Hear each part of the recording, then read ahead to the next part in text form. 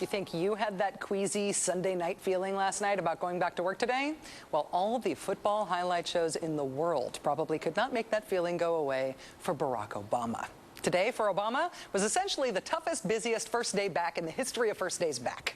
And as most first days typically go, it was divided between the political, saying, hi, how are you part, and the getting down to business part. Now, politics-wise, Obama returned to Washington in search of a new Commerce Secretary nominee.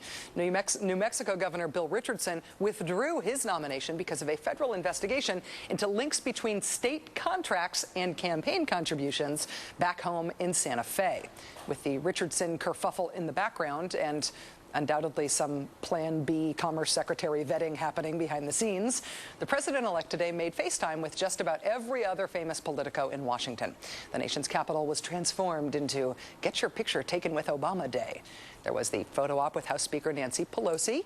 There was the requisite how do you do with Senate Majority Leader Harry Reid, the bipartisan say cheese meeting with Republicans like House Minority Leader John Boehner and Senate Minority Leader Mitch McConnell. Oh, for the power to read minds for this awkward photo op. That was the political part of Obama's day. But there was also the comparatively underreported executive part of his day, the business part. For today, that was the floating of a handful of major appointments. President Clinton's former chief of staff, Leon Panetta, was reportedly tapped to be the new CIA director. Retired Navy Admiral Dennis Blair was tapped for director of national intelligence. And Assistant Attorney General for the Office of Legal Counsel will be Don Johnsen. What? The Miami Vice guy with the white cotton That can't be right. Oh, wait, not that Don Johnson, but this much more accomplished Don Johnson, D-A-W-N, the one who served under President Clinton in the Office of Legal Counsel. Darn those homonyms.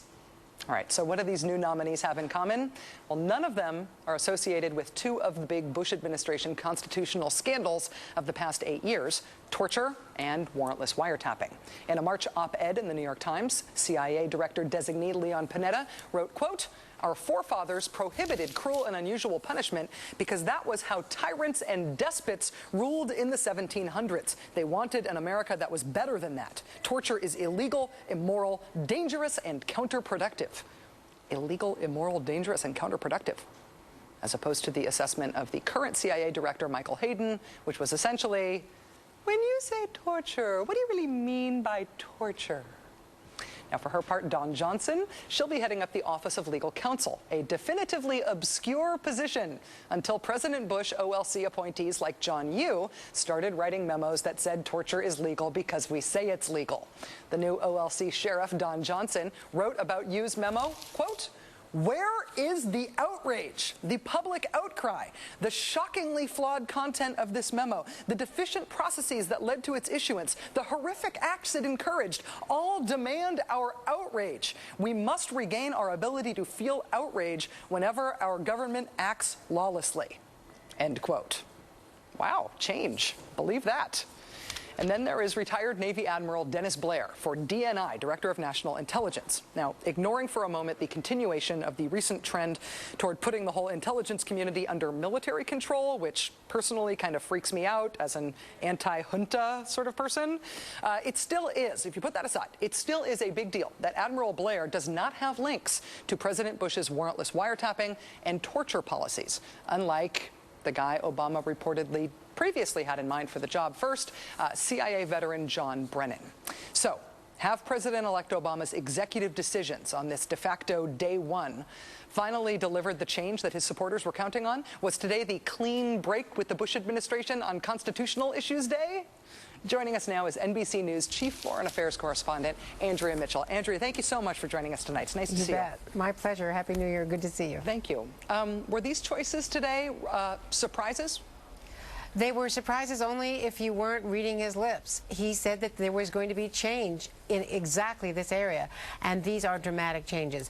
Sure, Leon Panetta is being criticized by some, and we can get into that, for not being an experienced intelligence official, and he may have some problems with confirmation.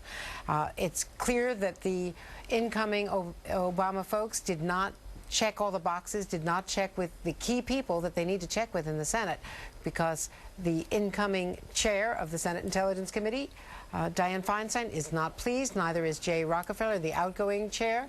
Neither of them were checked with. And they are, in fact, supporting, I am told, Steve Kappas, who is the current deputy director of the CIA.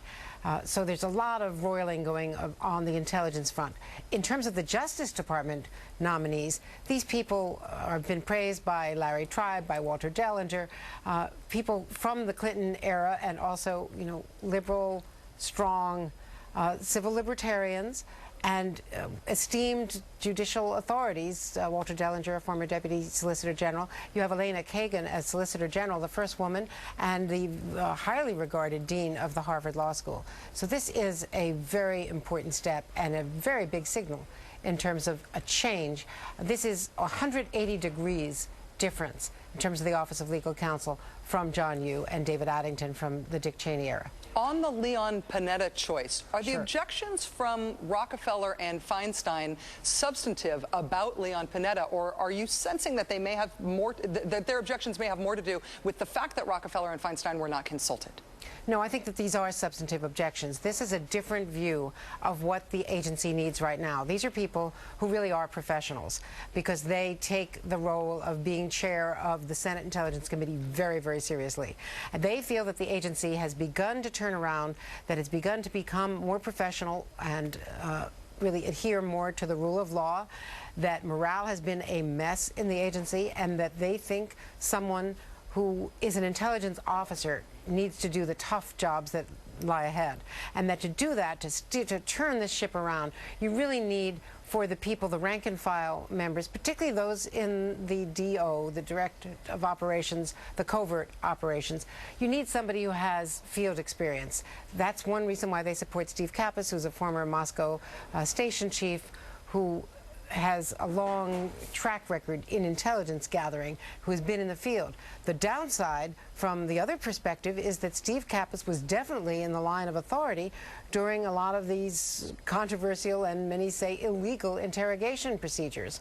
So he has that downside. Jack Brennan, John Brennan, the former counterterror chief, who had to take himself out of contention because of criticism, because he was too close to the former policies, certainly let everyone believed that he had objected to the former policies and had no line authority for it, and had a lot of support because he was a career guy with strong intelligence credentials. So it's the old argument over, do you want someone from the outside coming in, or do you want an intelligence executive who's been in the field?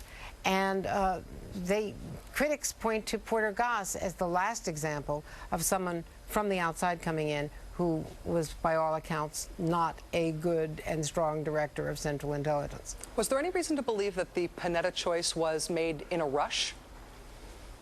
No, actually. And, well, I shouldn't say that, because I only ask because because of the having not gone to to Rockefeller and Feinstein on this issue. It seems like the sort of thing that you would do as a matter of course if you were rolling this out in a deliberate way. Yeah, let me correct the record on that, because there had been some discussion that, for instance, Chuck Hagel might have been at the CIA, and from my reporting, he didn't want that job.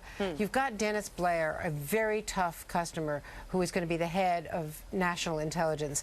And so whoever is the head of the CIA, which is the operational wing and the analytical wing as well, although there has been some merging and some confusion between those two agencies, but certainly the head of national intelligence is the boss, the uber boss. And so not everyone would want this job. Leon Panetta brings some very strong characteristics to the table. He, as you know, noted, was a strong critic of the past policies. He was a member of the Iraq Study Group. He's got support from Lee Hamilton. He is highly regarded. He was chief of staff in the Clinton administration, but also was the OMB director. He is a good manager, and he's been a public policy expert. He's been at the Panetta Institute, which he and his wife Sylvia created in Monterey, California, and have been doing good works for all these years, for the 8 years of the Bush administration. That said, they did not go to the Senate Intelligence folks who have to confirm him. And he's now being criticized as well by the vice chair of Senate Intelligence, Kit Bond, the ranking Republican. So it is going to be an uphill climb for Panetta. And ironically, Panetta really apparently had an interest in the Commerce Secretary's job that had gone to Bill Richardson. and now that's vacant. So maybe there's a solution here. So the smooth transition, whether or not it's going poorly, it's certainly not as smooth as it was going before. These are some road stuff. bumps. Yes. Exactly. NBC Chief Foreign Affairs Correspondent Andrea Mitchell, thank you so much for your time tonight, Andrea. Thank you, Rachel.